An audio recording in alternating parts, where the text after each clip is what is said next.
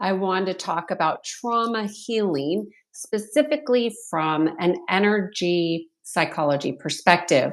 And really to give some context to, there's so many trauma therapists out there. And, it's important to understand how trauma actually heals versus how people are doing what they've been taught to do. Because trauma healing, I think there's a couple things that would be helpful for you to know, and I'm going to give you four specific things. But just assume that everybody you've ever met has some type of trauma, whether they are in the process of healing, whether they're avoiding healing, whether they even have conscious awareness of a trauma. Um, just know that everybody is having their own unique experience, and we are all here to help and support and be kind and compassionate and loving towards others, without ever knowing what their situation is. Because the truth is, there's a lot of people who are not aware of their situations being what their situation is, and your perspective of their situation versus my perspective of the situation might be very different. I work with a lot of people who have had and do experience trauma, um, at so many different layers, and they all cannot be treated the same way.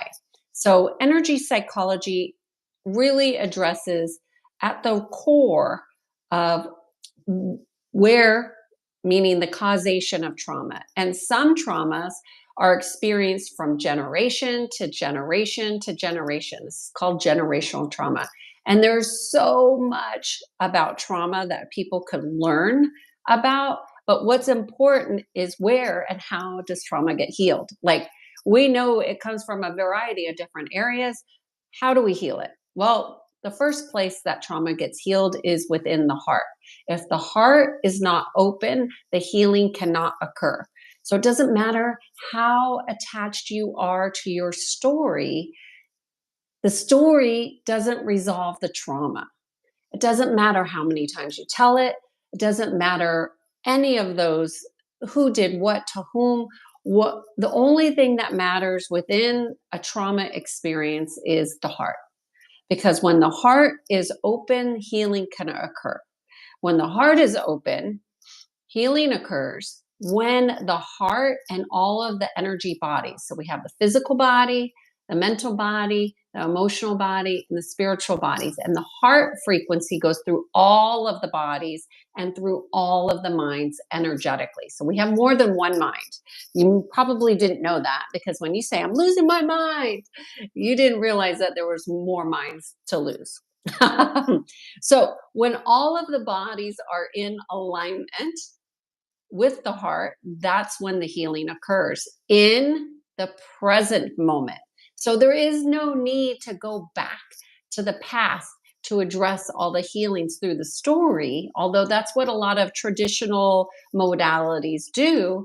That's not required for healing. Um, so the first one is to know that you got to be in the heart and the bodies need to be in resonance. That's number two. And number three is present moment.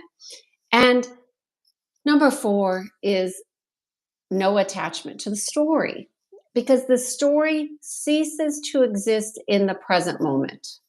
Okay. The moment that you release attachment to the story of the trauma and what it was versus what it is, that's when the healing starts to happen, because then we have number five, integration.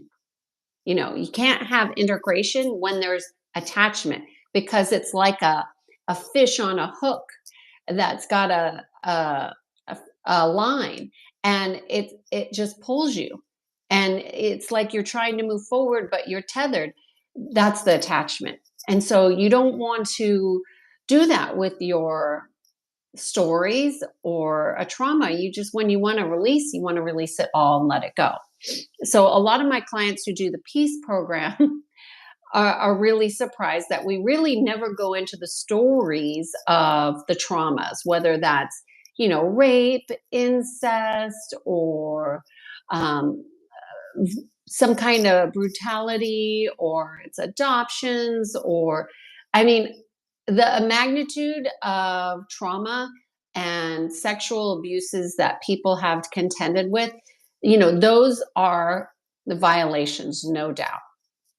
And they all are worthy of time, consideration, compassion, uh, love. But those stories, if we hold on to them, they start to define who you are, and those create what's called mental fragmentation. And so we don't need the traumas to do that. All we need is healing to do that. The intellectual mind never does any of the healing. The conscious awareness is what allows the intellect to evolve to have a new understanding of the situation. So then you can take what happened to you and leverage it into a new way of being. So the peace program, you really get to experience peace within that, because you don't have to re-traumatize yourself, which is often what happens when you are retelling the story, is that you have a cellular memory of the experience. You don't need to go through all that to heal. It's not necessary. So trauma healing is really about working with a practitioner who helps you get to a place of ease, so all of these integrations can occur. And that's really what I offer in the Peace program. You don't have to do trauma healing through the Peace program. It was created for people to have more ease in their mental minds, so their hearts can become more open, more vulnerable to experiencing the joys of life, which are very challenging to get into when your mind is getting in the way. So that's why I called it the Peace Program. But even if you are working with a practitioner and it's not me, you want to know what their process is. And does their process reflect the 5 aspects that I've noted in this video for you? And if not, you'll want to look for a practice that does integrate those for yourself, because that's how you're going to be able to heal traumas and begin to thrive in life and really enjoy the fruits of life. In the midst of challenges, you will feel alive. And that's really what being in a place of peace that I'm guiding my clients to offers. So, cheers to being in sync. And I am Kiana Sage, and I guide people to peace. I hope you have a great day. Bye.